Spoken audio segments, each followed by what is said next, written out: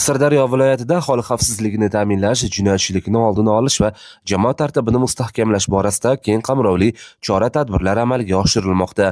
Viloyat hokimi Erkinjon Turdimov rahbarligida o'tkazilgan yig'ilishda davlatimiz rahbarining 2025-yil 3-yanvardagi 1-sonli qarori ijrosi va unga asosan tasdiqlangan yo'l xaritasida belgilangan vazifalarning bajarilishi holati muhokama etildi. Unda ma'lum qilinishicha, viloyatda 264 ta namunaviy xavfsiz ko'cha loyihalari to'liq bajarilib, yuqori natijalar qayd etildi.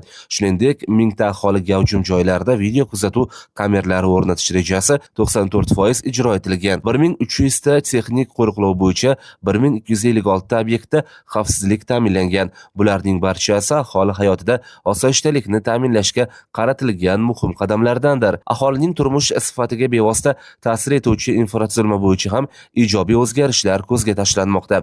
Misol uchun 500 ta zamonaviy domofonlardan 484 tasi 200 ta mahallalarda yuz va avtoraqamni tanish tizimlari, 195 tasi o'rnatilgan. Maktablar, sport maydonlari, ko'p qavatli uylar va jamoat joylari video kuzatuv bilan jihozlanmoqda. Shu bilan birga kamchiliklar va kechikishlar ham qayd etilayotganligini muhokama davomida viloyat rahbari bildirib o'tdi.